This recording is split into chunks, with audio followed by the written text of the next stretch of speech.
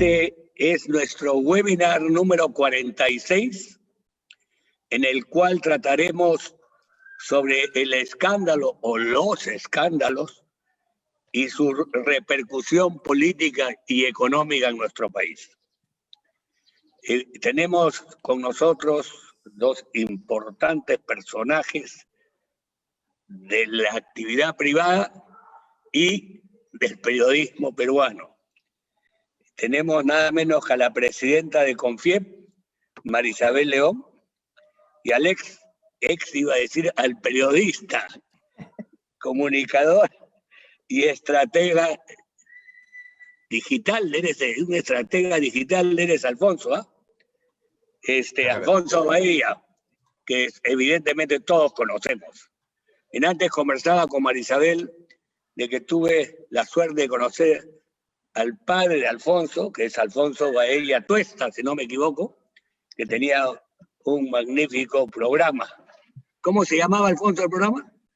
En realidad tuvo varios. Uno se llamaba Frente a Frente, que fue, digamos, el que surgió primero. Después hizo uno que se llamó Los Caminos del Poder, y después otro que se llamó Cámara Acción. También, pero el Frente a Frente fue el que inició prácticamente su actividad televisiva, ¿no? Es correcto. Tróme, tu viejo. Bueno, muy bien. De eso lo has heredado tú. Gracias.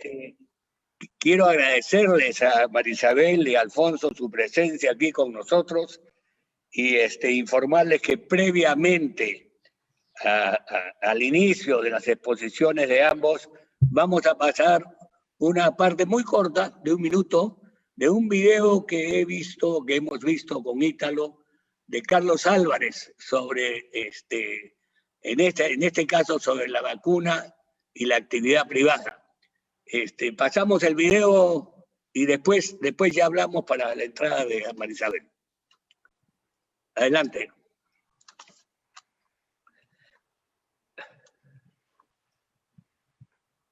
¿Qué pasó? Vamos. ¿Puedes ver?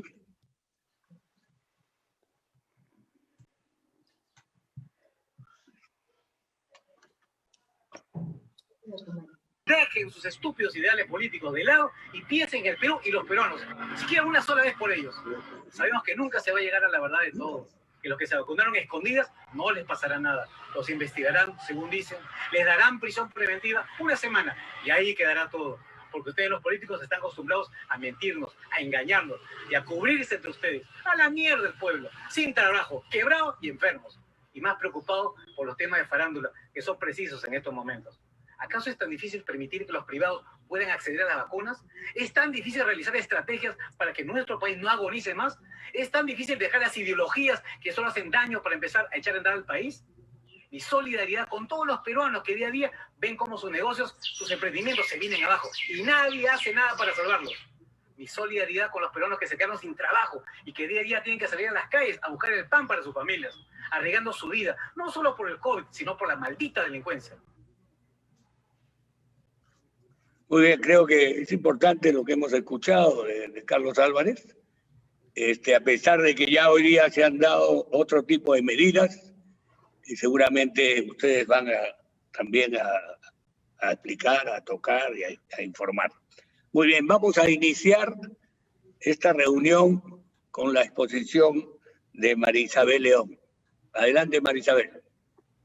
Muchas gracias, Pepe, y buenas tardes a todos. Alfonso, encantada de estar contigo en este espacio también. Ítalo igualmente. El escándalo y sus repercusiones en la política y economía del país. Vamos a tocar esta tarde el escándalo llamado como Vacunagate, que es un escándalo en realidad político ocasionado por una debida aplicación de vacunas a funcionarios públicos y personas de su entorno, quienes aprovechando su posición de dominio, digamos, de poder, utilizaron secretamente estas dosis que fueron enviadas por la empresa china Sinopharm.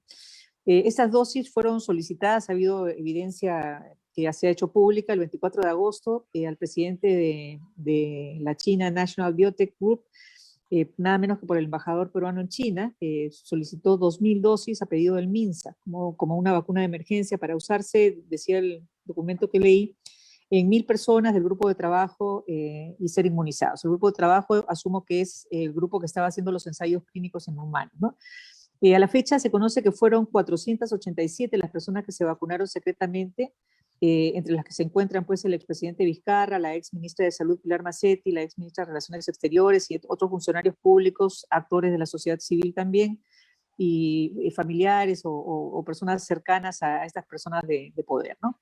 Estas vacunas eran pues parte, como digo, de un lote adicional que iba a ser o debía haber sido utilizado exclusivamente para el equipo de investigación, pero lo grave del tema es que nunca se hizo pública su existencia, su ingreso al país, siendo un ensayo clínico sujeto a las normas reglamentarias de ética y moral, inclusive que están contenidas en la Ley General de Salud, ¿no? Hay un decreto supremo, inclusive del año 2006, no recuerdo el número ahora, que se expidió cuando Pilar Macetti era justamente ministra de Salud, y que regula todo el tema de ensayos clínicos, y señala que si sobra algo se destruye y que no hay vacunas de cortesías en un ensayo clínico. Así que esto es un primer tema de falta de transparencia que es importante resaltar.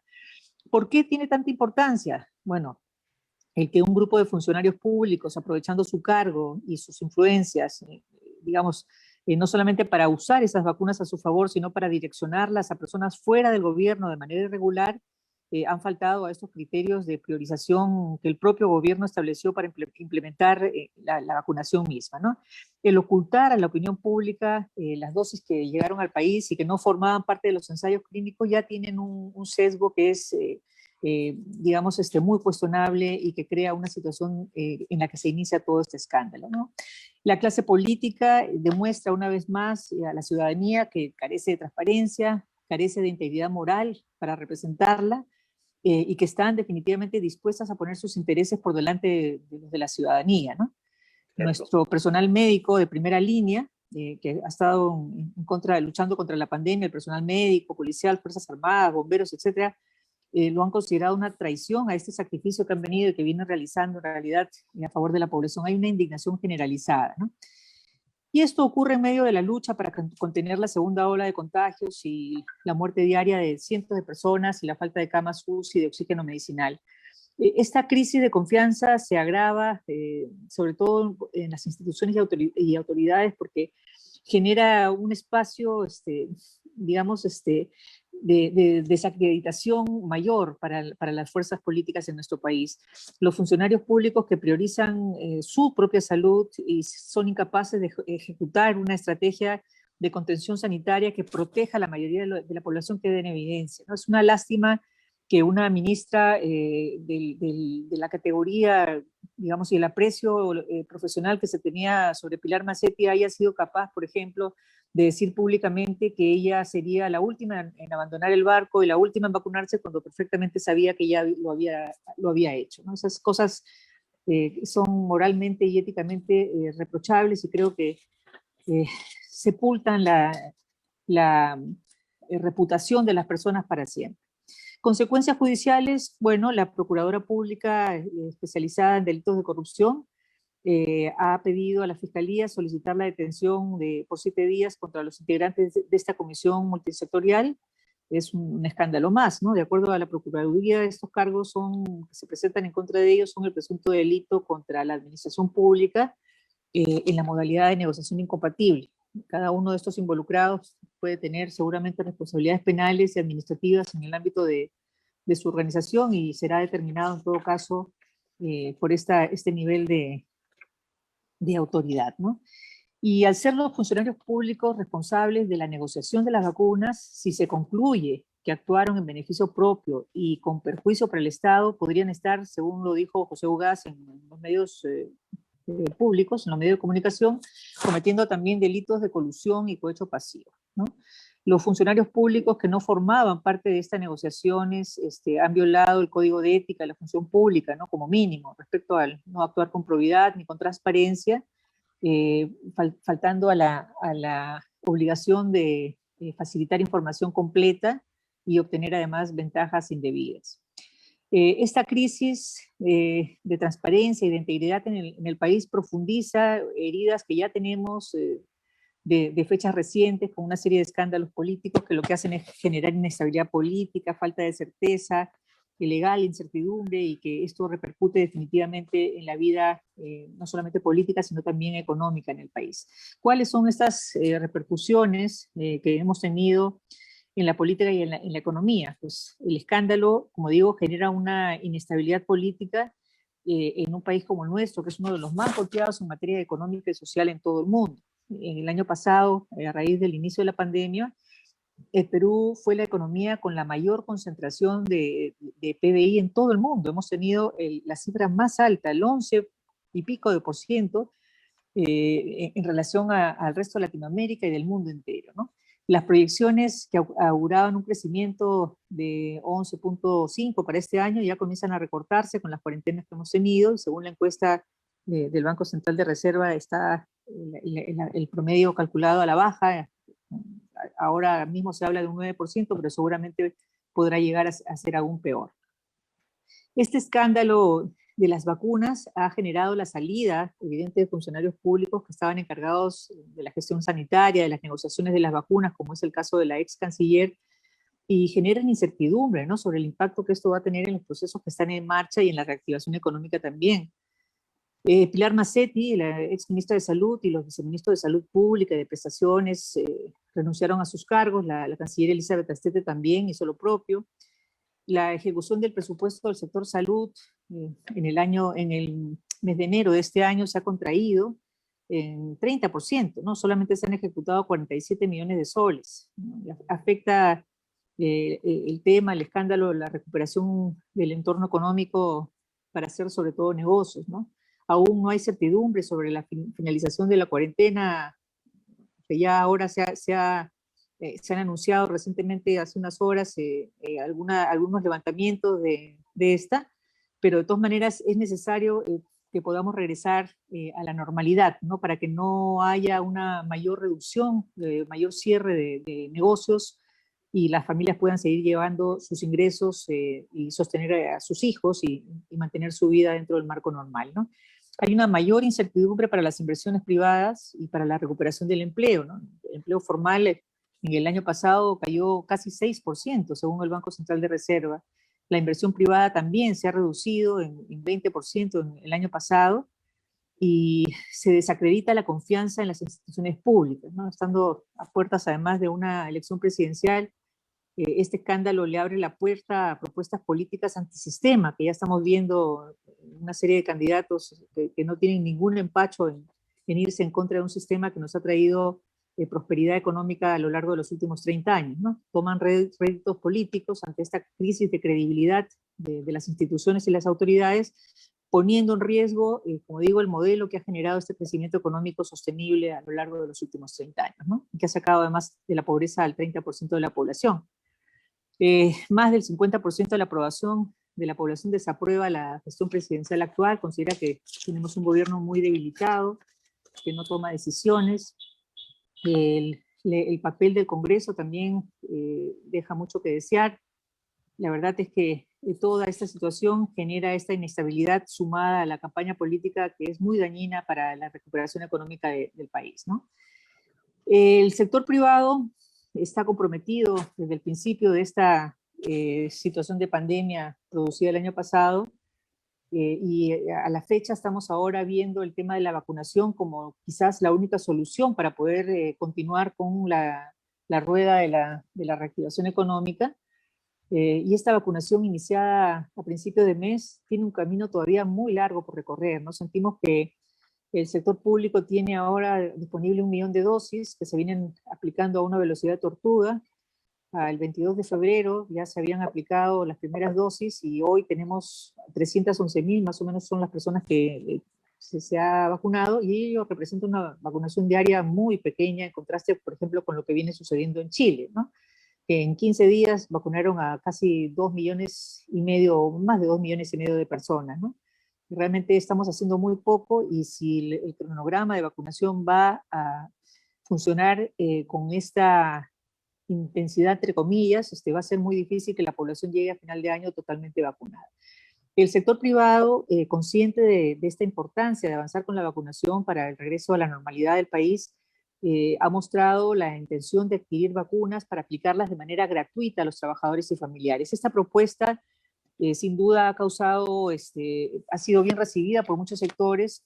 Normalmente la izquierda siempre es escéptica con este tipo de propuestas y transforma las ofertas reales por ofertas irreales. Entonces comienza una campaña de desprestigio, a decir que el sector privado quiere traer vacunas para negociarlas y generar un mercantilismo que no es lo que se ha propuesto. La propuesta privada incluye el vacunar a los trabajadores del sector formal, a sus familias, y donar una vacuna cada 2, 3 o 4 que se pudieran comprar para ser aplicadas como componente social de pronto a los stakeholders de las propias empresas o a la población que está en los entornos, se me ocurre mineros, agrarios, en fin. O se podrían utilizar también para los pequeños empresarios que no van a tener recursos para adquirir estas vacunas, pero esa es la idea, ¿no? Ofrecerlas de manera gratuita y no abrirlas a la compra individual, sino hacer una compra corporativa. Por eso es que desde el sector privado y desde CONFIEP hemos lanzado una encuesta que está todavía rodando y que lo que busca es, digamos, registrar la intención de las empresas de poder participar de este programa. No todas lo van a poder hacer, pero creemos que va a haber un número importante que sí. Ya ha existido un primer acercamiento con el ministro de Salud, Óscar Ugarte. Conversé telefónicamente con él sobre ese tema. Al principio manifestó apertura, pero luego tuvimos una reunión con los miembros del Comité de Salud de CONFIEP. Se hizo algunos aclares de parte de esta propuesta, de algunas preocupaciones que tenía el ministro fueron levantadas y hemos quedado en tener, obviamente él tenía que consultarlo con el presidente, una reunión posterior para ir evaluando esta viabilidad. Esta posibilidad de que el sector privado acompañe al gobierno en esta situación de salud pública que le corresponde al Estado atender, tiene por objeto no saltar la fila y hacer que algunos privilegiados puedan ser vacunados antes que otros, sino acompañar el cronograma que ellos establezcan, generando que el sector productivo pueda tener a su personal vacunado. El sector productivo no vive en La Molina, ni en Miraflores, ni en San Isidro. Estamos hablando de los trabajadores que forman parte de la masa laboral formal de las empresas que trabajan a nivel nacional. Entonces, la vacunación iría a favor de ellos, a favor de sus familias y, como dije, tendría un componente social adicional que habría que evaluar con el gobierno. Esta propuesta ha sido presentada, como digo, hay muchas entidades que se han adherido a esta iniciativa porque ven que el sector privado es mucho más eficiente en la compra y adquisición de todo tipo de insumos y podría sumar perfectamente bien ayudando en un proceso de vacunación gratuita, masiva, a favor de la población. Y yo simplemente hago una reflexión de, por ejemplo, este 1 millón de vacunas que ya ha llegado para atender a la primera línea de médicos, enfermeras. Uno dice, ¿para qué se pasó el sombrero a un grupo de empresas privadas para traer logísticamente este 1 millón de vacunas si el Estado tiene el dinero? Y la respuesta era por tema de logística justamente y de rapidez del sector privado. El sector privado ha marcado esta cañería por donde pueden venir todas las vacunas posteriores para que el Estado pueda seguir este camino y pueda, digamos, ser más proactivo en la traída de estas vacunas, ¿no? Entonces, lo mismo sucedió con los fondos de emergencia que hicimos en CONFIEP el año pasado. Nosotros salimos a comprar ventiladores mecánicos, que es lo que nos encargó nuestro directorio. Tuvimos un trabajo muy difícil porque todos los países del mundo buscaban los mismos productos y las fábricas estaban todas, casi en la mayor parte de ellas en China, pero conseguimos comprar estos ventiladores y los compramos en mejores condiciones probablemente que el mismo gobierno y llegaron en mejores condiciones porque dentro de la lógica del sector privado no solamente está comprar y embarcar, sino evaluar que las mercaderías que uno compra en el punto donde son entregadas correspondan a lo que uno ha adquirido, tengan un sello de calidad y sean embarcadas con la garantía de que lo que va a llegar al país es lo que se ha pedido y no tener ningún tipo de sorpresa en el camino, que es lo que le suele pasar al Estado. Entonces, esta es la situación que yo les comento, además con total transparencia. Esta situación del vacuna-gate realmente ha sido un remesón muy, muy fuerte, no solamente por las implicancias legales, sino sobre todo por las implicancias morales que se desnudan en una situación tan difícil como una pandemia, ¿no? Albert Camus decía que en estas situaciones lo importante no son las vidas que se pierden, sino las almas que se desnudan, y normalmente lo que se ve es horroroso, y efectivamente vemos que falta solidaridad y que falta empatía con las personas que arriesgan su vida para cuidar, por ejemplo, a los demás, ¿no? Este es sálvese quien pueda o yo voy primero, que no debería ser parte de nuestra lógica de actuación en situaciones de emergencia como las que estamos viviendo. Así que eso es lo que les comparto, Pepe, y a disposición para todas las preguntas que quieran hacer para seguir esta conversación. Muchas gracias, María Isabel, muy interesante lo que acabas de expresar. Yo quería, antes de pasarle a mi amigo Alfonso, quería preguntarte si conoces que si en Chile la actividad privada ha tenido que intervenir en el tema de las compras de vacunas, en la parte logística, ¿en qué situación la actividad privada chilena ha intervenido? Mira, yo conversé con el embajador chileno aquí en el Perú para preguntarle justamente si el sector privado había tenido algún tipo de participación, por ejemplo, en la compra de las vacunas, por la iniciativa que nosotros habíamos generado aquí, y la respuesta fue que no, que el Estado se había ocupado de comprar las vacunas y había cubierto esa necesidad, lo cual está bien, ¿no? Digamos, intervención del sector privado en el Perú se da porque vemos esta vacilación y esta demora en la compra de las vacunas. Entonces es ahí donde entramos a decir, oye, acá estamos y estamos a disposición para poder apoyar. Pero en Chile no, en Chile ha sido el Estado el que ha comprado las vacunas y las ha puesto a disposición de la población. Ya, y otra de las cosas que, solamente para, tratándose el tema que acabas de tocar, la pregunta obvia es que si verdaderamente existe una actitud de los vendedores de vacunas o los países que están haciendo las vacunas o las compañías que lo hacen, solamente quieren trabajar directamente o negociar contratos directamente con el gobierno únicamente o con los gobiernos únicamente. Mira, es una pregunta interesante.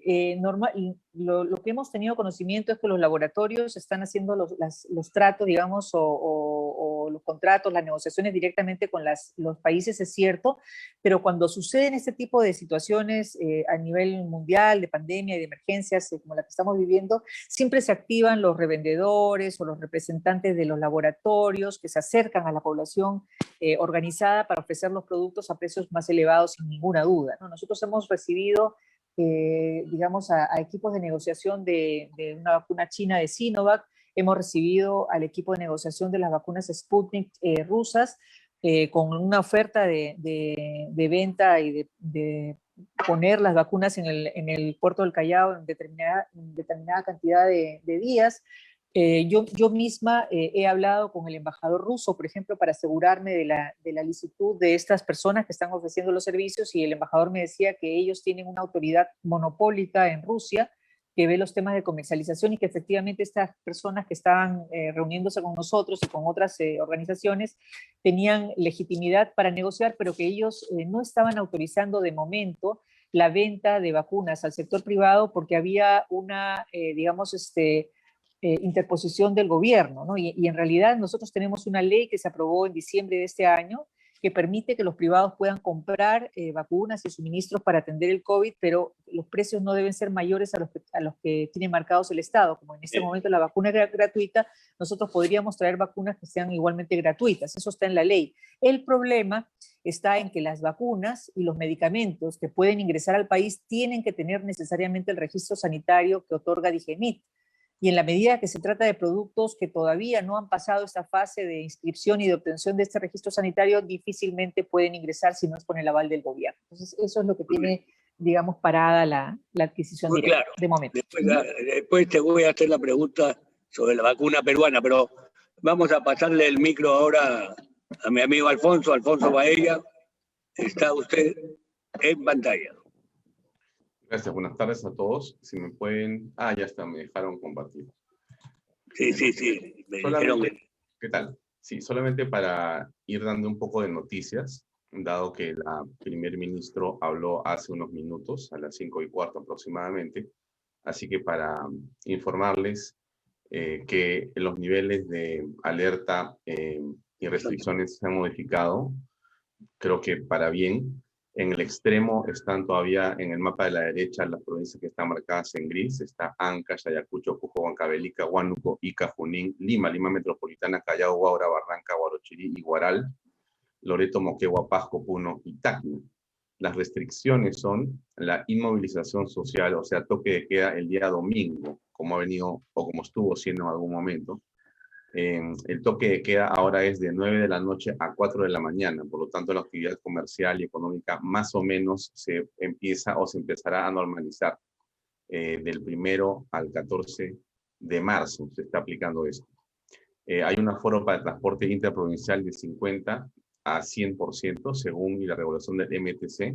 Y en los aforos hay ciertas restricciones, pero de todas maneras se sale ya a trabajar en ciertos lugares o en ciertos espacios o grupos donde la cosa está realmente muy delicada. Casinos y tragamonedas, gimnasios, cines y artes escénicas, 0%, no se van a reabrir.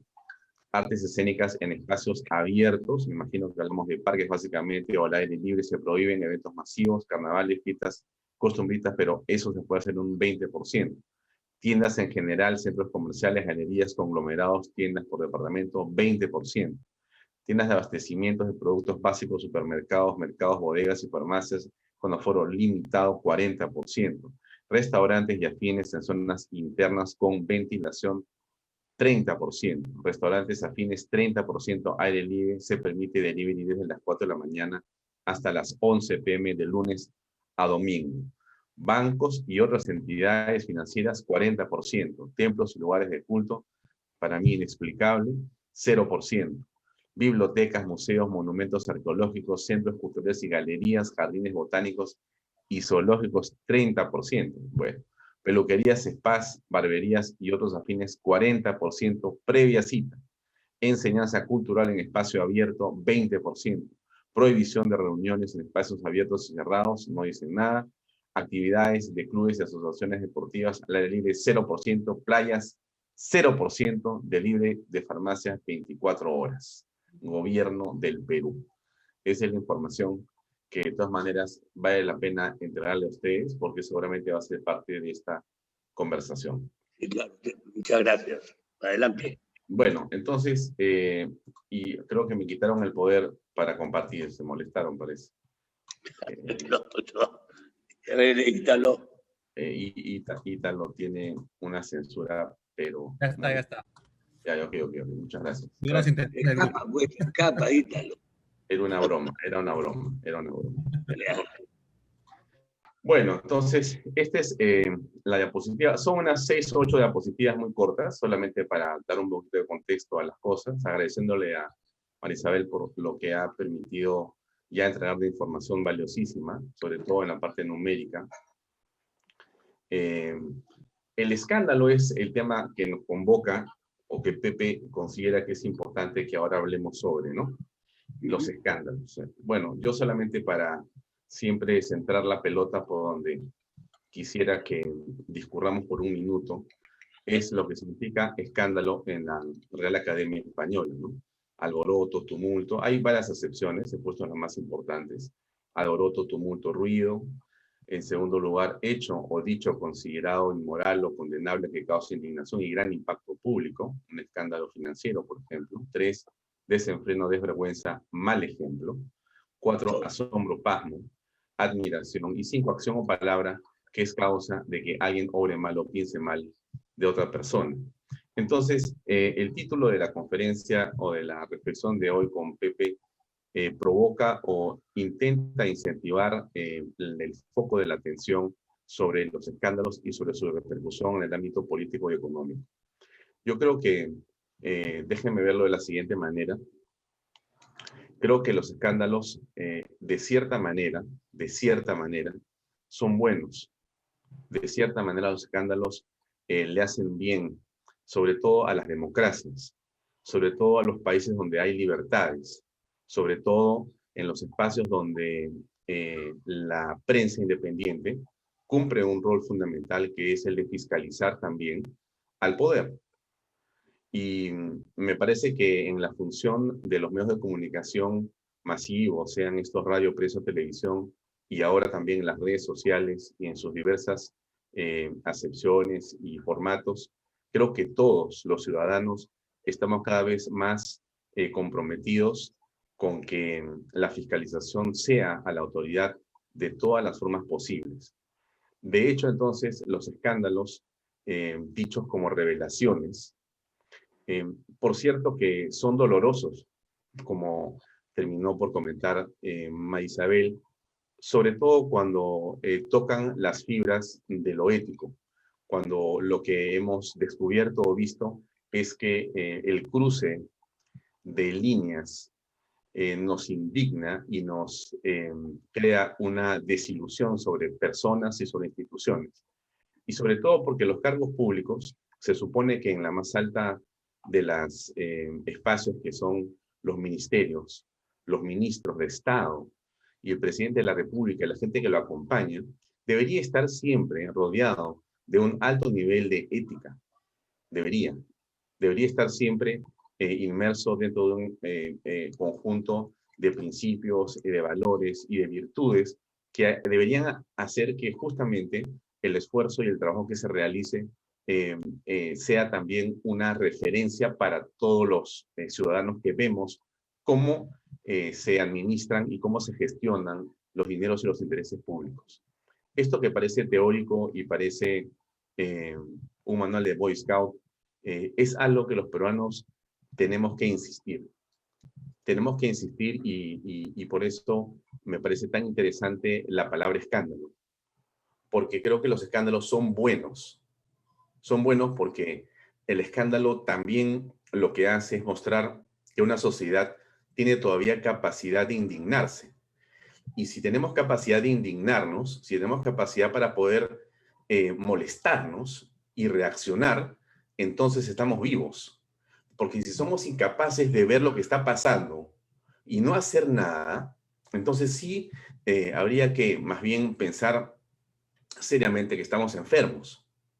Porque lo que no debería ocurrirnos es que frente a lo que hemos venido viendo en las últimas semanas, de diverso, digamos, perspectiva o en diversos sectores, nos quedemos impávidos, mudos, sin actuar, sin reaccionar, sin hacer foros como este y sin comentarlo en nuestras casas, donde yo siempre considero que es el primer espacio donde una persona debe comenzar a mostrar su indignación con la gente que más quiere, con la gente que supuestamente tiene confianza para poder reflexionar en torno a lo que ocurre en el país que entiendo todos queremos tanto.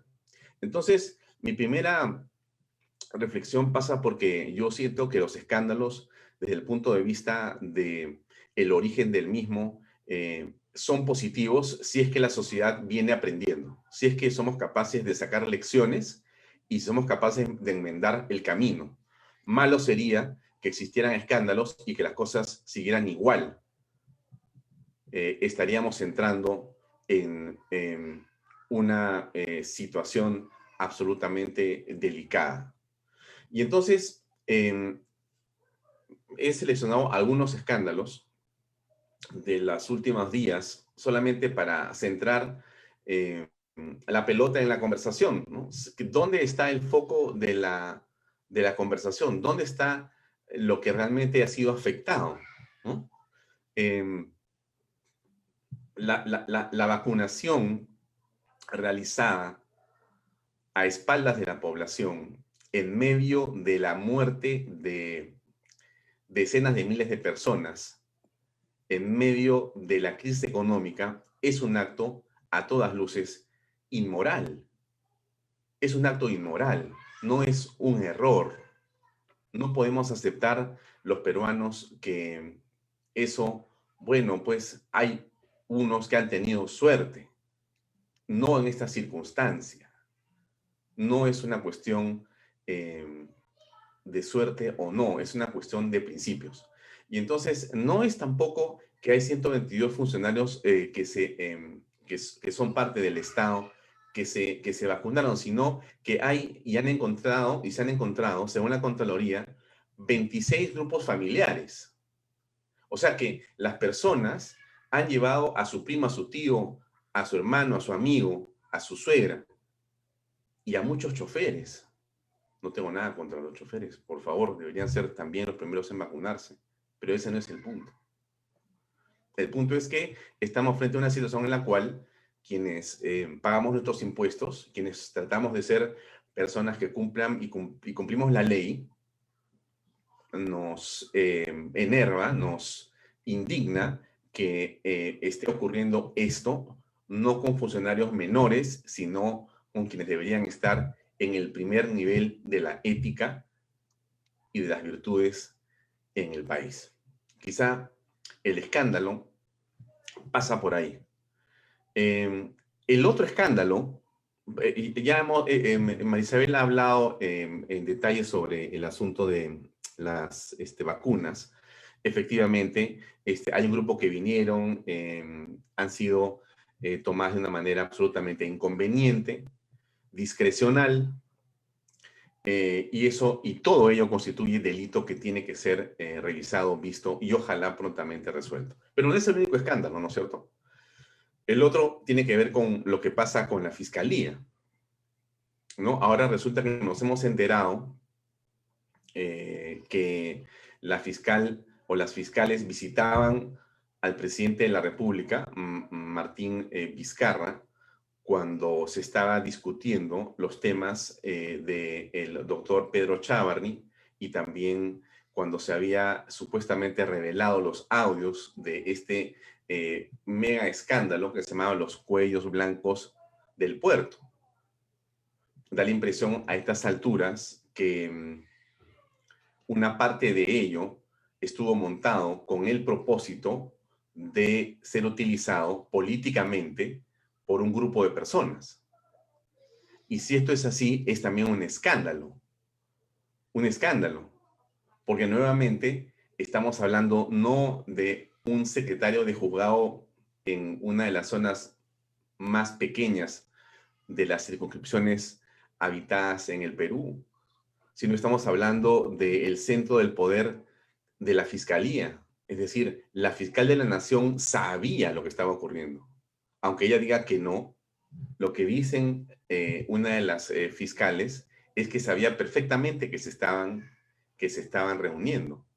De hecho, el tema pasa porque ahora han separado a estas fiscales, pero una de ellas, Rocío Sánchez, dice que me consta que el fiscal de la Nación sabía de amistad entre Sandra Castro y Vizcarra. Y también ustedes recordarán que en los audios famosos de Karen Roca se menciona la relación entre Vizcarra y Zoraida Ábalos. Es decir, aquí lo que está apareciendo es lo que muchos hemos sospechado. Un escándalo que, gracias a Dios, de mi punto de vista, surge porque es importante que exista, muestro la prensa, podría mostrar decenas de miles de twitters y comentarios en Facebook, pero sería de repente innecesario. Hay una eclosión en las redes sociales en torno a estos temas. El vacuna gate, el tema de los fiscales es tremendo, como el tema de la forma en que vota el presidente Jorge Luis Salas, del Jurado Nacional de Elecciones. Modifica 3 resoluciones o 3 votos que ya estaban con resoluciones terminadas y las modifica justamente para no contradecirse y habilitar así a Martín Vizcarra. Debió inhibirse este hombre. Es un Jurado Nacional de Elecciones que tiene 4 miembros y no tiene 5 porque el quinto es del CAL y el CAL está en una discusión y Belastén, que ha ganado creo que 3 veces, no puede asumir. De una manera que es absolutamente sospechosa. Otro escándalo. Y no les digo nada de lo que pasa con el bendito oxígeno. No han comprado oxígeno. O sea, el gobierno no compró oxígeno. O sea, ¿dónde estaban las autoridades? Esto es un escándalo. Lo que vemos en Pisco es dolorosísimo. Porque encontramos que esas personas están haciendo cuadras de colas y lamentablemente en el camino se mueren los familiares. Y eso tiene que revelarnos. O sea, no podemos estar tranquilos cuando estamos observando que ocurre una situación como la que les estoy comentando. Bien, esos son los escándalos. Podría contarles que Vizcarra debe quedar inhabilitado en 1 mes y medio. Hay varias acusaciones, algunas de las cuales quizás están hechas de manera solapada como para extenderle el beneficio de la investigación por varios años, y otras están hechas directamente para inhabilitarlo en las próximas semanas. Pero así es la historia en la que estamos inmersos. Entonces, solamente concluyo de la siguiente manera, ¿no?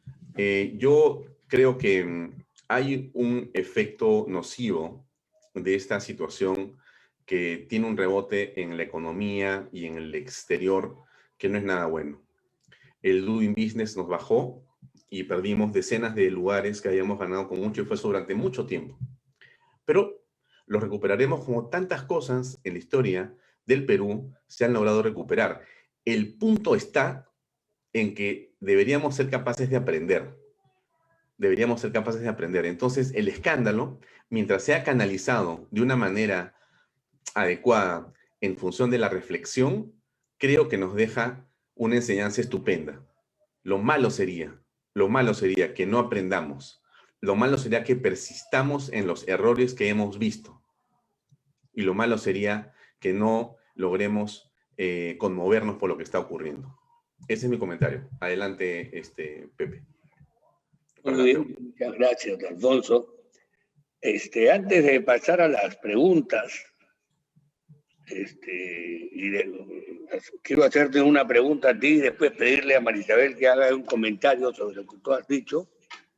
Yo solamente, tú has dicho que los escándalos al final hacen bien. Yo tengo que decirte que me apena mucho discrepar contigo porque nosotros tenemos escándalos hace un montón de años, viejo. Estamos entre un escándalo y otro, ¿no? Entonces, te estoy hablando de que tenemos 5 presidentes involucrados, tenemos escándalos de robo, tenemos escándalos de corrupción, tenemos escándalos de todo, ¿no? Entonces, a mí me preocupa el que todavía no vea yo qué bien nos puede hacer el escándalo, porque no veo tampoco en las elecciones, no veo realmente candidatos que puedan cambiar las circunstancias y la situación del país. Esa es mi opinión.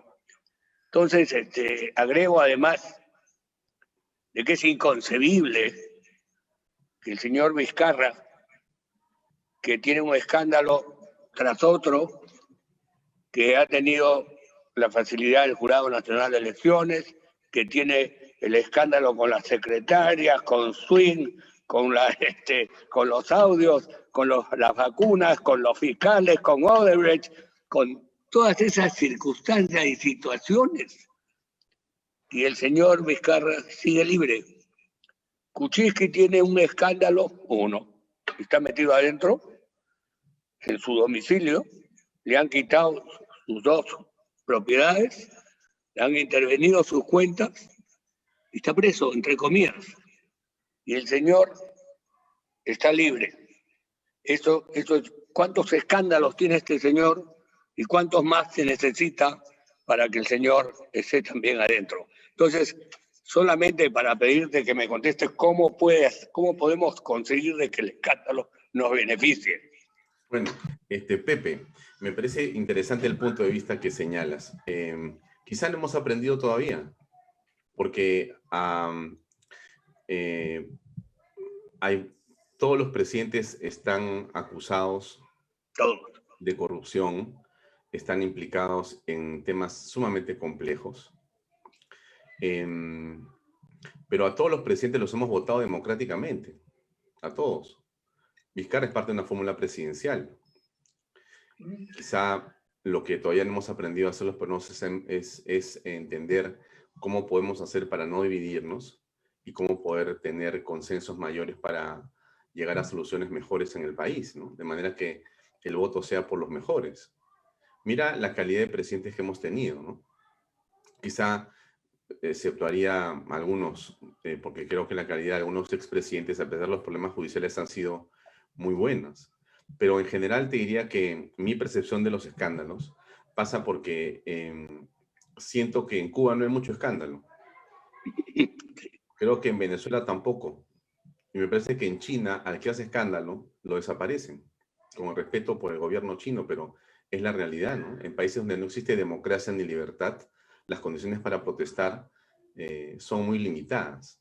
En el Perú todavía, a pesar de nuestras falencias y debilidades, todavía hay espacio para protestar, pero son espacios que se van reduciendo. Quiero ponerles un ejemplo que es muy delicado. Miren, los medios de comunicación digitales o las plataformas digitales ya no son plataformas neutrales, ahora son plataformas editoriales, son plataformas que censuran la opinión de las personas.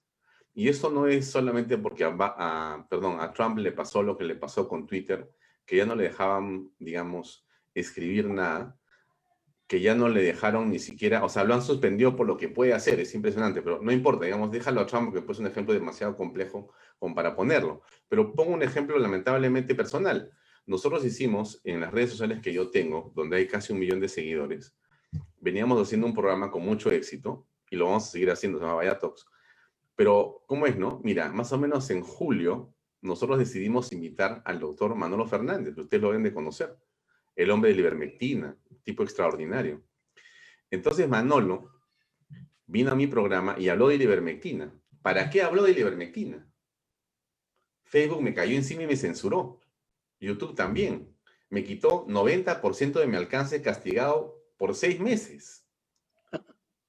O sea, del millón de personas, ahora me veían 60.000 y de eso más o menos 1.500. O sea, me liquidó porque había osado tocar un tema que estaba prohibido, que era la ivermectina. Nosotros lo repetimos y fue peor. Prácticamente casi nos sacaron del mundo digital por haber osado hacer algo que nos parecía correcto en uso de la libertad de expresión, pero que además ahora está avalado por la OMS. ¿Por qué te digo esto, Pepe?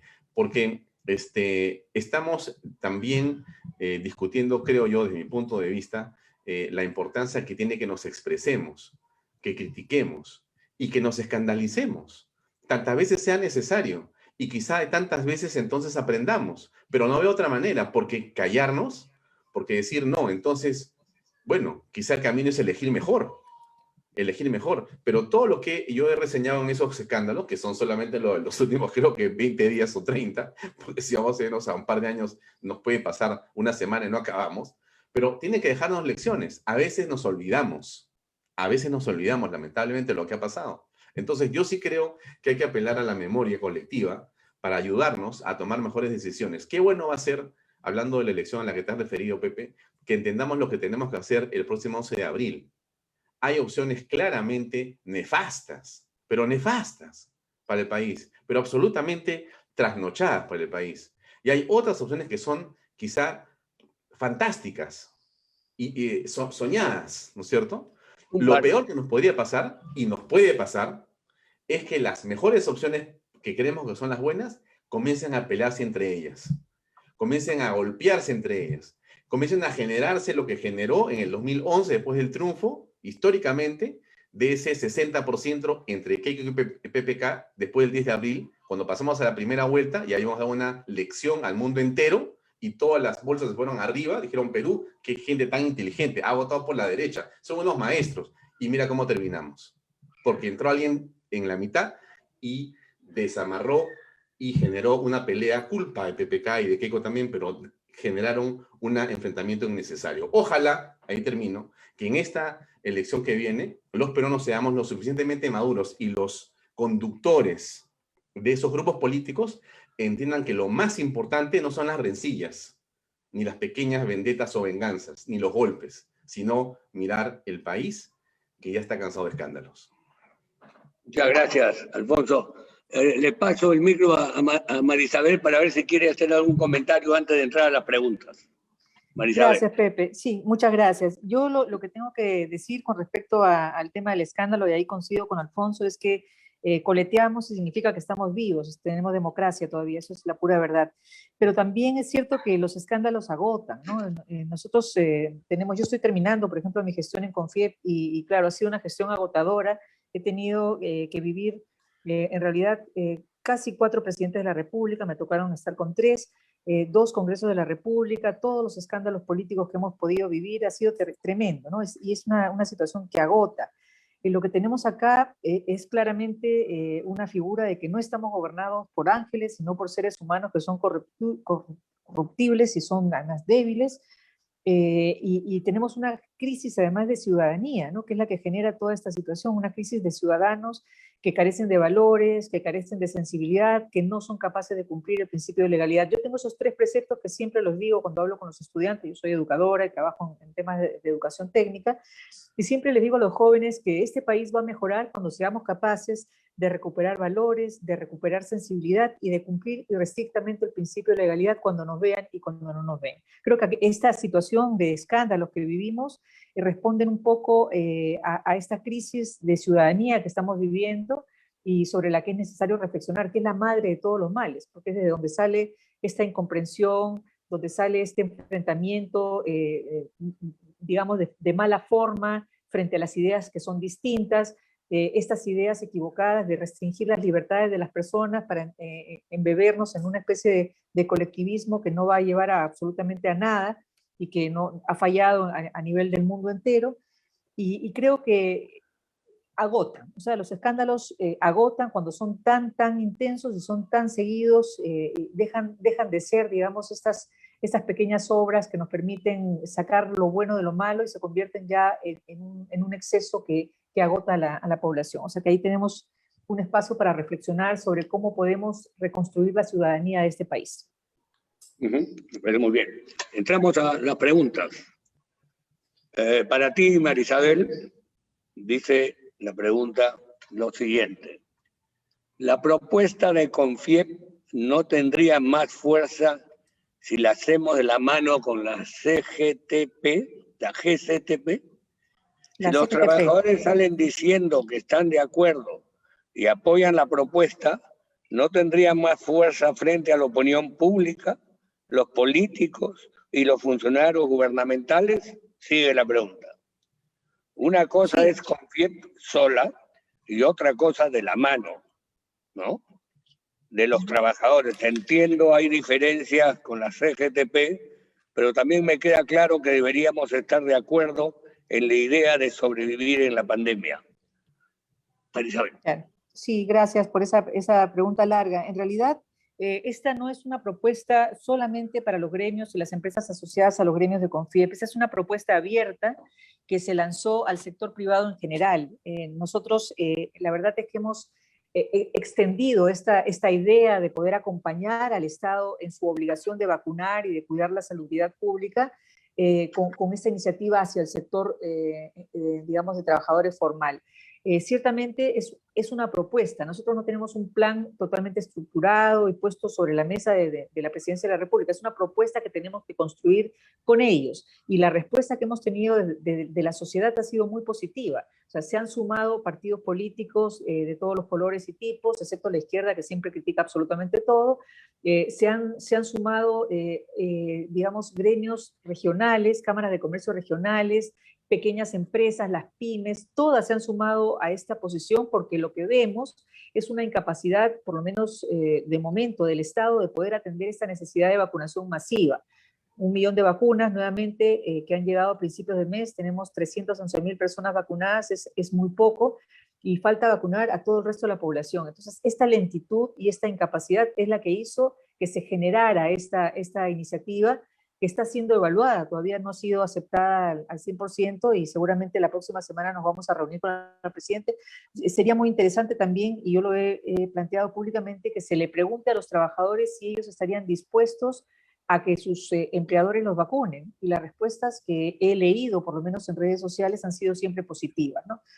Eso es lo que de momento les puedo comentar. Muchas gracias.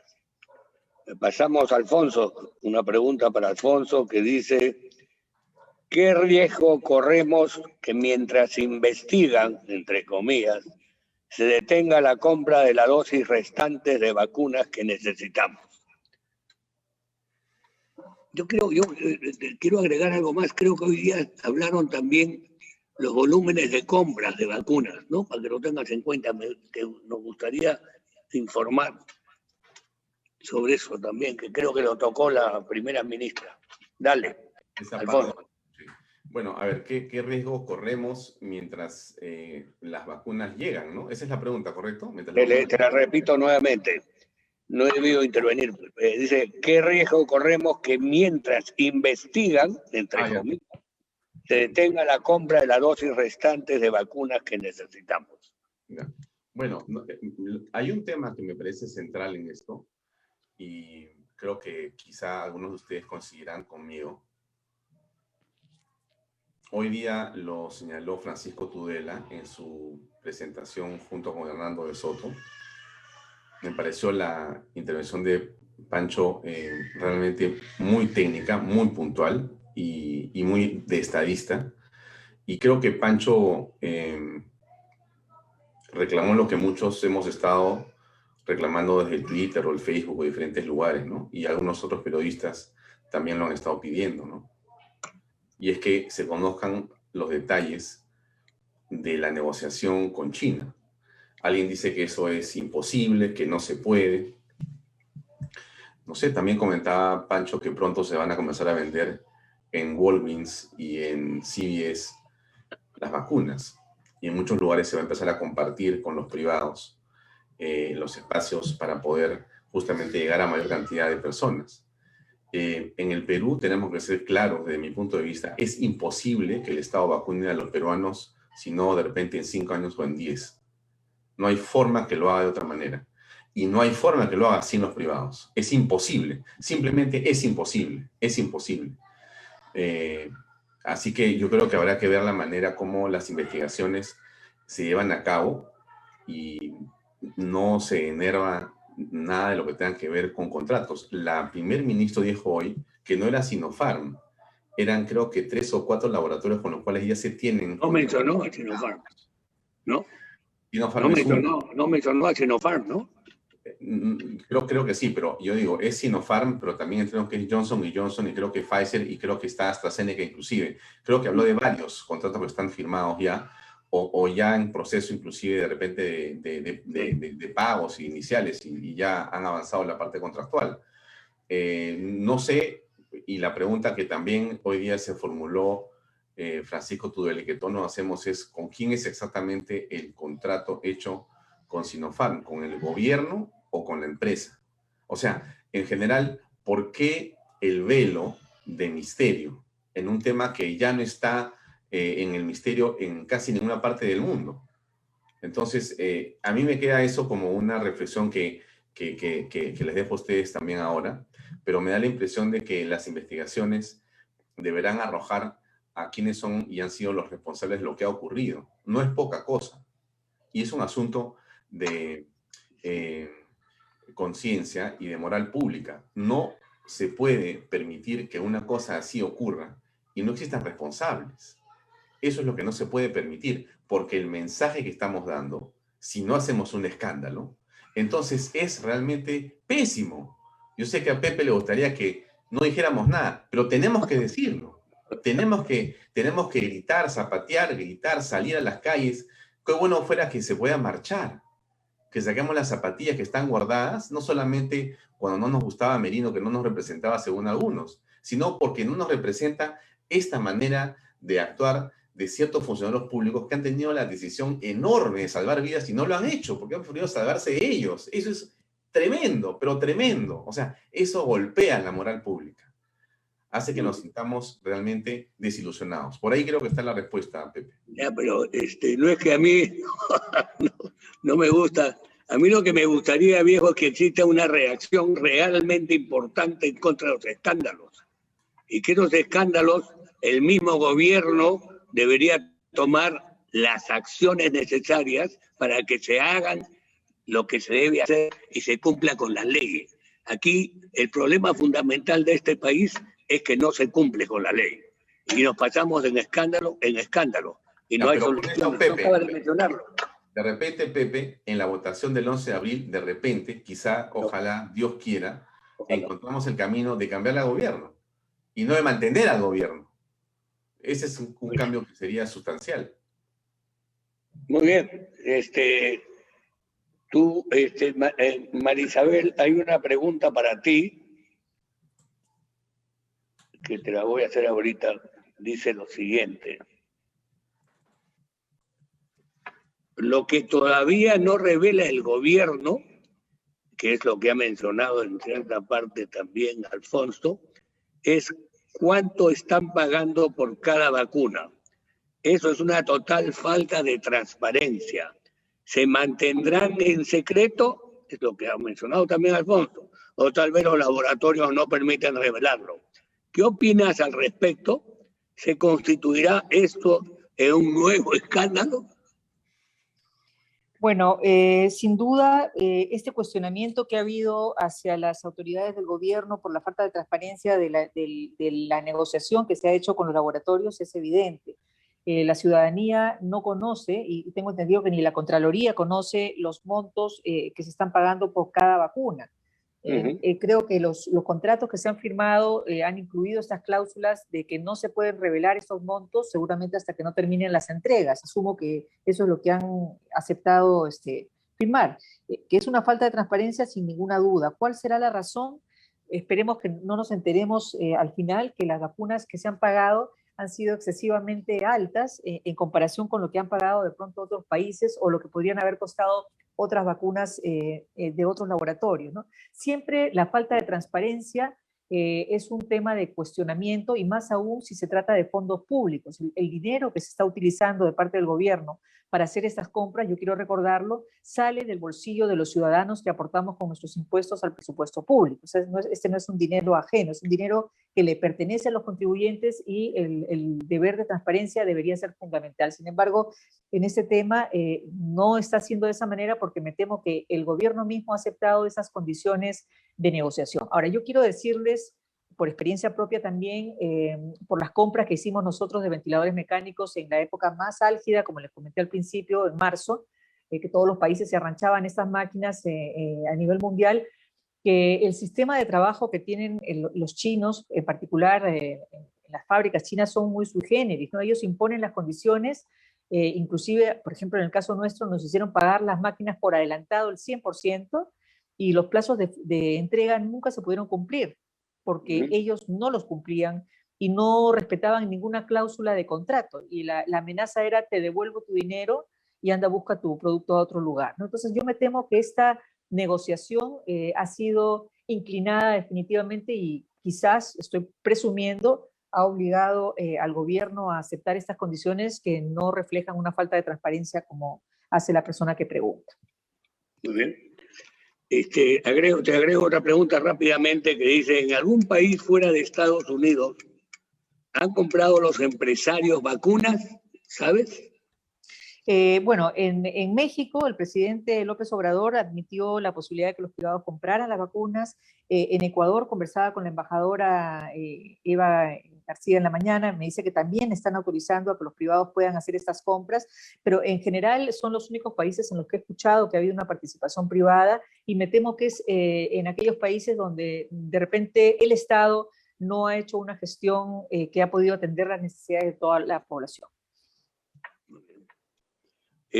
Para Alfonso, el doctor Carbone, que aparentemente es el investigador, el que se está ocupando de la investigación de las vacunas que se han dado con facilidad a los políticos, etcétera, dijo que tenía una lista escondida, aparentemente escondida, dice, pues realmente dijo que tenía una lista, pero aparentemente entre paréntesis escondida, y que en esa lista hay mucha gente del Poder Judicial y de periodistas.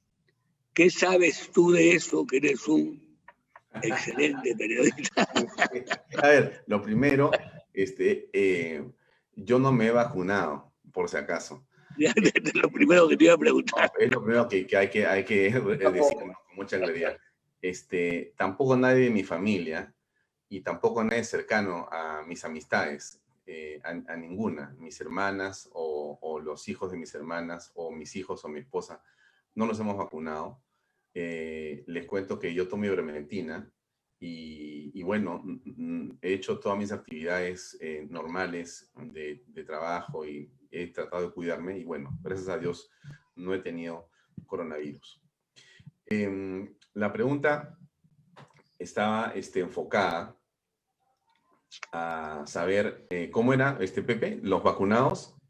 ¿Cómo era desde esa segunda lista que dijo Carbone en un momento La segunda que tenía, y que era la diferencia que existía entre la primera lista y el volumen total de vacunas extraoficiales o que habían usado, que eran, creo que son 2.000 contra 478. Entonces hay una diferencia ahí que evidentemente nadie ha dicho nada después, salvo el doctor Carbone, que salió y dijo que había esa lista y que se iba a publicar. Nunca se publicó. Entonces, viene la pregunta si sabes tú, conoces tú de algo de esa lista, porque se dice que hay miembros del Poder Judicial, etcétera, etcétera, circunstancias en las que estamos viviendo actualmente, pues, ¿no? Ya. Bueno, me imagino que algunas personas seguramente fueron invitadas a esta vacunación. No tengo idea de quiénes han sido. Lo que yo puedo, digamos, señalar al respecto es que yo entiendo que hubo 24.000 dosis del estudio clínico. 24.000 dosis del estudio clínico de la Cayetano Heredia. Y hubo 3.200 dosis de vacunas experimentales activas. 3.200 dosis para entonces 1.600 personas. De esas 1.600 personas, de esas 3.200 dosis, entiendo que las 3.200 dosis, 2 por persona aproximadamente, entiendo que un número como de, creo que la mitad se fue a la embajada de China, ¿no? Quizá fueron 1.000 dosis para 500 personas que se fueron y lo demás se entregó a la universidad. Entiendo que hubo 487 en esa lista que presentan, donde habían 16 que eran del gobierno, pero donde habían ya personas que no existían o que estaban duplicadas. En general, ahí está el meollo del asunto. Lo que hará o no Carbone es contarnos, entiendo, que a más tardar mañana, que es el plazo que se había puesto hasta donde yo recuerdo, para decirnos qué fue lo que pasó con esas vacunas. No sé si la embajada querrá decir a quién se vacunó, pero entiendo que miembros de empresas chinas, directores o etcétera, han estado dentro de esos grupos en la embajada china. No conozco quiénes son. Hay rumores de todo tipo en Lima, pero eso no es más que eso, ¿no? La rumorología. No existe la predicción sobre quién o cómo o dónde está esa lista, pero a estas alturas yo les diría que siendo eso un escándalo, tenemos que ocuparnos de temas más importantes, en verdad. Entiendo que es un escándalo que tenemos que resolverlo, hay que buscar quiénes fueron, hay que sancionar a esos funcionarios públicos, pero no podemos detenernos en las vacunas, ¿no? Si Carbone logra encontrarlo, será cosa buenísima que logre poner esos nombres, pero ya a estas alturas me parece que no van a salir. Tengo la impresión, después de conocer un poquito cómo funciona nuestra idiosincrasia para cubrir las cosas, ya hace rato que se arregló para que no se conozca sino apenas lo que se ha sabido. Miren, en la semana que pasó, un grupo de alumnos de la Universidad Cayetano Heredia que habían participado del estudio me buscaron para conversar por Zoom y mostrarme su indignación por lo que había ocurrido. Los habían puesto a ellos en esa lista como si se hubieran beneficiado. O sea, están dentro de los 487. Pero nosotros tenemos un contrato con la universidad para hacer y trabajos dentro de este estudio. Y claro, pero nosotros no nos hemos beneficiado porque somos amigos de alguien. Estamos contratados para hacer esto y nos han puesto en el estudio como si fuéramos, digamos, personas que se han aprovechado de un cargo o una posición para poder vacunarse. Eso es parte de lo que se critica, ¿no? Lo que se está tratando de hacer, entiendo, es confundir a la opinión pública. Otra vez, ¿no? Y esta vez lo que vemos son que las listas que conocemos, sospechamos por toda la cantidad de nombres que se dicen que se han vacunado, pero no tenemos evidencia y no creo que vaya a salir más nombres de los que ya se conocieron. Esperemos, ¿no? Bueno, esperemos, pues, viejo, esperemos. Acá hay una pregunta para ambos. Dice, para la vacunación somos de la región. Se congeló. En el año 2006, perdón, sí, ¿me escuchas? Sí. En el año 2006 el Perú vacunó alrededor de 20 millones de personas por el sarampión y la rubiola en 5 semanas. ¿Cuál fue la participación del sector privado y qué se podía aprender de esa experiencia? Marisabel. Bueno, ciertamente no tengo información exacta de esa situación, de esa referencia que hacen, o sea que no podría dar una opinión. No sé si esa vacunación se hizo únicamente por el sector público, la verdad es que no tengo conocimiento como para poder dar una opinión al respecto, Pepe. Perfecto. ¿Tú, Alfonso, sabes algo? No, negativo. ¿Ah? Es una pregunta muy buena. Voy a investigarla para dártela por escrito y que la puedas compartir con todos, pero no la tengo en este momento. Aquí tengo otra pregunta que dice, ¿hay alguna razón ideológica para no haber negociado antes con otros laboratorios en octubre? Bueno, a ver, yo hago un comentario chiquito. Yo me temo que las negociaciones han respondido necesariamente a temas que han tenido que ver con las condiciones, ¿no? No tenemos información porque no había transparencia en ese sentido, pero sí recuerdo a la ministra Massetti haciendo precisiones de que los contratos tenían que tener cláusulas para proteger a las personas en caso de que sucedieran hechos que no eran esperados, ¿no? De las reacciones que podrían tener las personas con las vacunas y demás. No, asumo que va por ahí, pero la verdad no tengo claro si ha habido una manipulación por algún interés económico, como se insinúa por esta vacunación que hemos podido ver de estas autoridades que se han vacunado durante el proceso de negociación con este laboratorio en particular. Creo que yo no sería capaz de dar una opinión todavía al respecto, contundente por lo menos. Sí, bueno, estamos en el campo de la especulación porque no tenemos evidencias al respecto, pero yo sí simplemente puedo decir que me parece altamente sospechoso que se haya, como han dicho en algún momento miembros del laboratorio Sputnik, se ha prácticamente preferido a un país para hacer la negociación en desmedro de otras marcas o otros países. Y tengo la impresión de que eso puede haber ocurrido. O sea, han habido intereses que no eran los nacionales. Han habido intereses que eran distintos. Y esa es la impresión que nos deja lo que hemos visto. Lo que hemos visto. Quizá en algún momento logremos saber cómo tantas cosas vamos descubriendo hoy. El tema de los fiscales no es menor. El tema de los fiscales revela lo que muchos sospechamos, era evidente, pero no teníamos la evidencia. O sea, sabemos que está pasando algo, pero no tenemos la prueba, pero estamos seguros que está pasando. Ahora tenemos y comenzamos a ver la evidencia. La gente comienza a hablar. Algo pasaba con Vizcarra, decía Carlos Paredes, porque viajaba sin mascarilla. Veíamos que algo ocurría, algo estaba raro. Bueno, se había vacunado, eso es todo. Algo pasa con los chinos, que parece que han sido privilegiados. ¿Habrá habido otra cosa ahí? No lo sabemos, lo sabremos quizá, pero por supuesto que tenemos sospechas. Y por supuesto que no es que esperemos un escándalo, pero hay que saber la verdad. Muy bien. Esta es la penúltima pregunta que dice así. Tan importante como la vacuna, quizás más aún, es la falta de oxígeno. ¿Qué sugerencias pueden hacer al respecto, sobre todo con los 40 toneladas que están esperando en Antofagasta? Marisabel.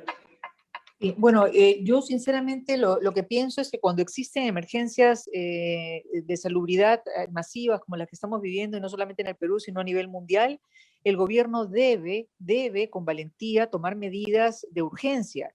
Si tenemos un cerco, digamos, de burocracia y barreras burocráticas para que ingresen artículos que son de necesidad para la población, sobre todo en temas de salubridad, estos deberían poder resolverse de inmediato con un decreto de urgencia, por ejemplo, ¿no? O sea, toda aquella norma que no permite, que no facilita que ingrese lo que la población necesita para temas de salubridad debería ser resuelto de inmediato. Yo no veo que eso lamentablemente pase y están las autoridades sujetas a la propia norma y a las propias telas de araña que se han tejido a lo largo de tantos años que no les permite tomar las decisiones con más rapidez. Yo creo que ante situaciones de emergencia hay que tener reacciones también de emergencia y con mucho más rapidez.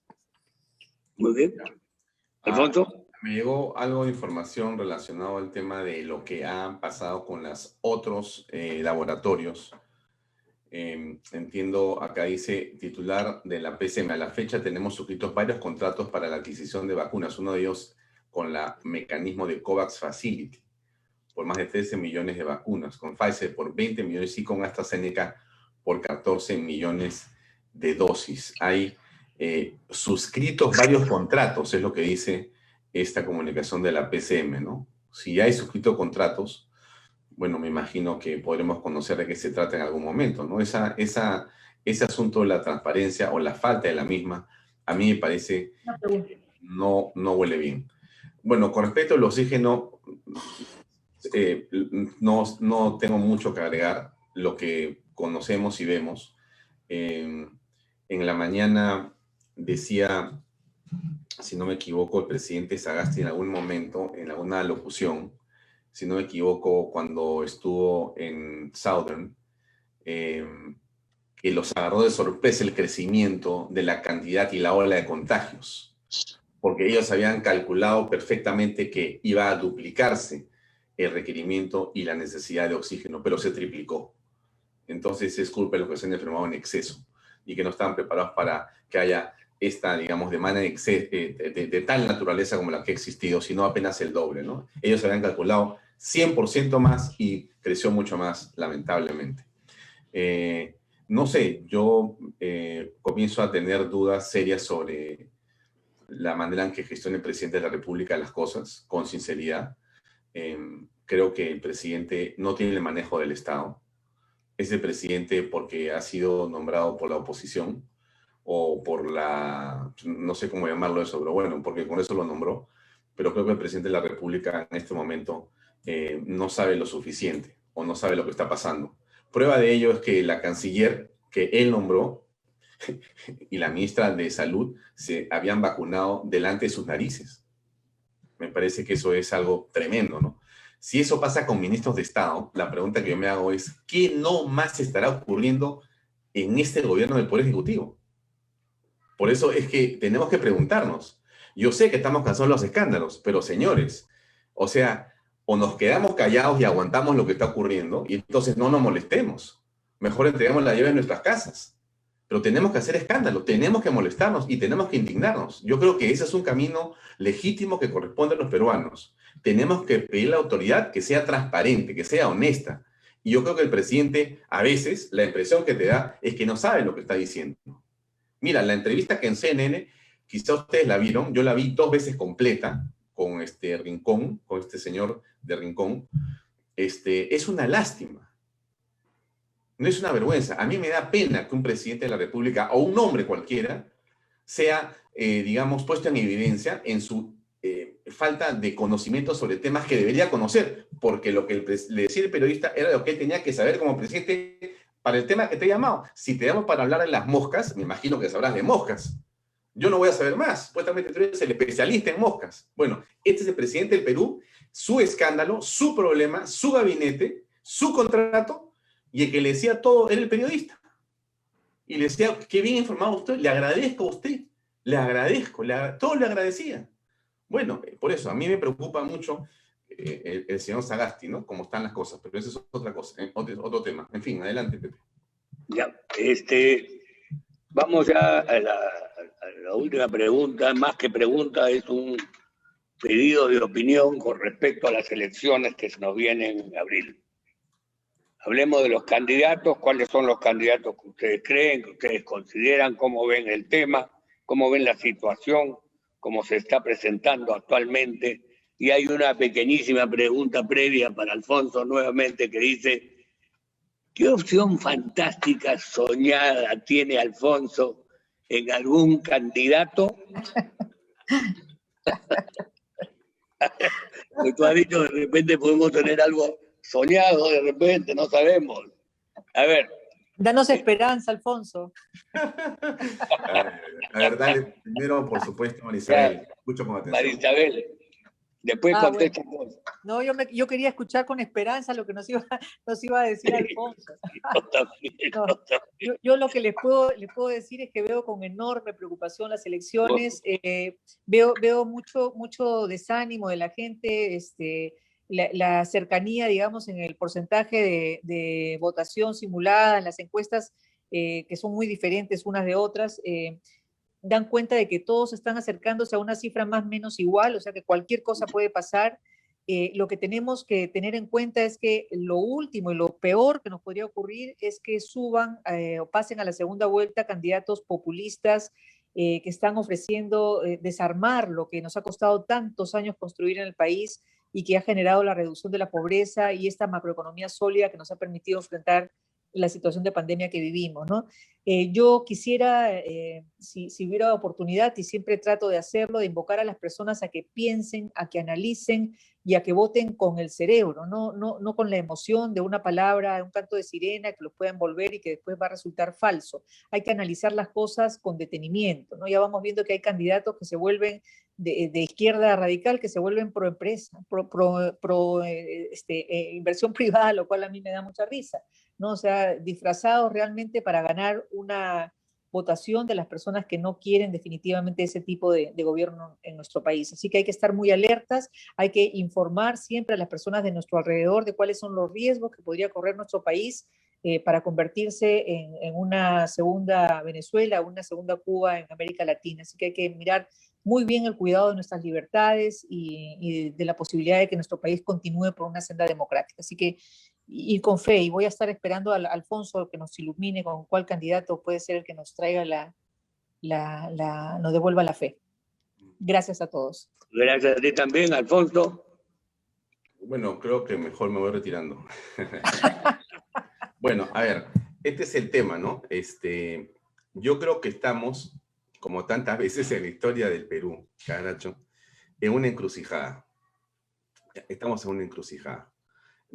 Hemos llegado acá producto de todos nuestros errores y pasiones. Uno más que otros, todos estamos metidos en este bote y tenemos que ver cómo vamos a salir adelante bien. Entonces, antes de decirles lo que creo que puede pasar, ¿qué es lo que quisiera que ocurra, ¿no? Me da la impresión que lo que tenemos que hacer los peruanos es reflexionar realmente no sobre qué candidato quiero que gane, sino sobre qué modelo de país quiero tener para los próximos 5 años en el país. Y creo que en función de eso deberíamos de comenzar a ver de mejor manera las opciones que tenemos. Eso nos va a llevar necesariamente a mirar quién de entonces los que está en este momento entre los 16 o quizá entre los 10 primeros tiene la capacidad para poder llevar adelante con fundamento, realmente. Por eso es que esta es una introspección. Yo creo que tenemos que vernos al espejo, encerrarnos en el baño o caminar, no sé, por la playa o donde sea, y reflexionar sobre qué queremos hacer. Conversarlo en casa, ¿no? Y entonces, eso es una primera aproximación a lo que tenemos que tratar de hacer los peruanos. ¿Qué tipo de país queremos? Dirá, pero es que es muy fácil, porque queremos democracia, queremos más empresa, queremos libertades, ¿no? Sí, pero ¿quién nos asegura eso? ¿Quién nos asegura que podamos sentirnos cómodos, que podamos creer en el Estado, que podamos saber que ese Estado, por ejemplo, realmente se está acercando a todos los peruanos? O sea, el Estado para nosotros en este momento no sirve casi para nada. Miren ustedes tienen los cuadros en su cabeza, ¿no? Teníamos 20.000 millones de soles de presupuesto con Toledo cuando comenzó su gobierno. Tenemos casi 200.000 ahora.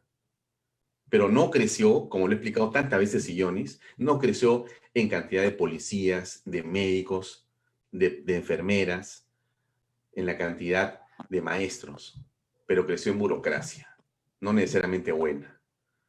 Entonces, el Estado tiene hoy día, creo que casi 1 millón de personas, un poco menos. Es demasiado grande, no va a aguantar. No va a aguantar. El Estado se nos va a ir de las manos. El gobierno, el Estado peruano está demasiado grande. Ya hay menos impuestos. O en todo caso, estamos en una crisis económica donde va a haber menos recaudación. Entonces, tenemos que darnos cuenta que estamos frente a un desafío. Por eso decía, es una encrucijada. O entendemos lo que tenemos que hacer, o bueno, pues no sé, seguiremos de escándalo en escándalo, lamentablemente. O podemos ser, porque es así el Perú, así somos de impresionantes. Si hacemos bien el voto, podemos dar un vuelco espectacular, pero espectacular. Más allá de ser el primero en recuperarse, podemos ser el país que soñáramos y soñaron nuestros padres o abuelos.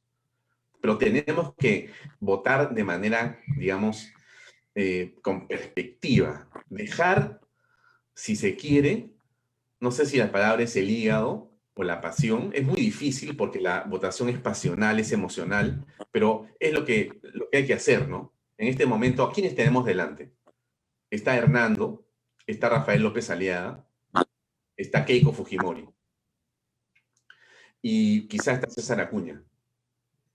Digamos, en modelos que podemos imaginar o pensar que tienen de alguna manera opción y que tienen de alguna manera un pensamiento que nos puede ayudar al país. Además, a hacer esto que yo estoy pensando, que les estoy diciendo que solamente es parte del sueño que todos queremos, ¿no? Y tenemos en el otro lado a los chicos que no son tan buenos, ¿no? Que tienen visiones un poco distintas, ¿no es cierto? Que tienen agendas que son muy respetables, como las LGTB o el aborto, que son absolutamente respetables y atendibles, y que tienen que verse, pero que no son las prioritarias desde mi punto de vista, con todo respeto. Todos tenemos derechos iguales, pero hay gente que hace de eso la bandera. Ustedes han leído, como yo seguramente, el plan de gobierno de Verónica Mendoza. Es espectacular, ¿eh? Es espectacular. Tú no puedes imaginarte cómo en este momento en la historia universal puede una mente haber concebido una barbaridad de esa magnitud. Es impresionante, pero nadie le dice nada. Y le dan primeras páginas en todos los diarios y medios de comunicación. No es que es la libertad. Sí, pues, pero no seamos tontos tampoco, pues. No seamos tontos. O sea, señores, estamos jugando. ¿Qué partido es este? Esta es la final del Mundial. Esta es la final del Mundial. O ganamos o no hay gloria. Hay recuerdo. Entonces, no podemos entregar el país en manos de gente que no tenga experiencia. Señores, ustedes pintan canas muchos. ¿Saben lo que ha costado estar aquí? En el Perú, todos sabemos, no había mantequilla, ni pan, ni huevos, ni leche, ni zapatos, ni zapatillas, ni cines, ni hamburguesas. Ya, la generación que va a votar en un 30% creen que la falta de libertad es no poder escoger entre Samsung y Apple, entre un par de zapatillas Reebok o Nike, cuando lo que no entienden es que estamos jugándonos la posibilidad de perder la libertad, que es lo que está en el fondo de esto. Si elegimos mal, no vamos a perder dinero, vamos a perder la libertad, ni lo duden. No es el riesgo de que el gobierno de este señor va a ser así o no va a ser tan bueno. No, si nos equivocamos en el voto, vamos a terminar por perder la libertad.